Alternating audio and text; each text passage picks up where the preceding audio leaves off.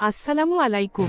সর্বশেষ আবহাওয়ার গুরুত্বপূর্ণ আপডেট সবার আগে পেতে এখনই চ্যানেলটি সাবস্ক্রাইব করুন এবং পাশে থাকা বেল আইকনটি অন করে রাখুন। আবহাওয়াবিদ মোহাম্মদ লুৎফুর রহমান নাবিলের স্বাক্ষরিত বিজ্ঞপ্তিতে জানানো হয়েছে, গ্লোবাল ফোরকাস্ট সিস্টেম বা জিএফএস মডেলের সর্বশেষ বিশ্লেষণ অনুযায়ী বঙ্গোপসাগরে তৈরি হতে যাচ্ছে একটি নতুন ঘূর্ণিঝড়ের সম্ভাবনা। বর্তমান পরিস্থিতি অনুযায়ী বঙ্গোপসাগরের দক্ষিণ ও মধ্যাঞ্চলে একটি লঘুচাপ সৃষ্টির পরিবেশ তৈরি হয়েছে।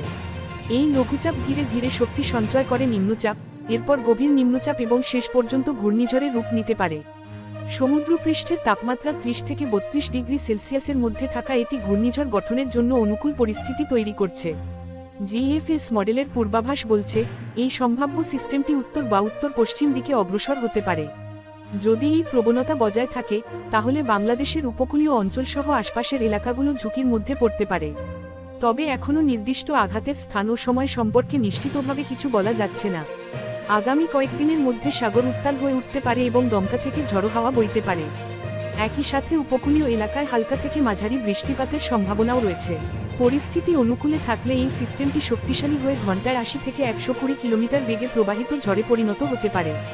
সকলকে অনুরোধ করা হচ্ছে, আতঙ্কিত না হয়ে সতর্ক থাকুন, নিয়মিত আবহাওয়ার আপডেট অনুসরণ করুন এবং প্রয়োজনে স্থানীয় প্রশাসনের নির্দেশনা মেনে চলুন। কারণ পরিস্থিতি দ্রুত পরিবর্তনশীল এবং যেকোনো সময় নতুন আপডেট আসতে পারে। ভিডিওটি ভালো লাগলে অবশ্যই লাইক, কমেন্ট ও শেয়ার করুন এবং আপনার মতামত জানাতে ভুলবেন না।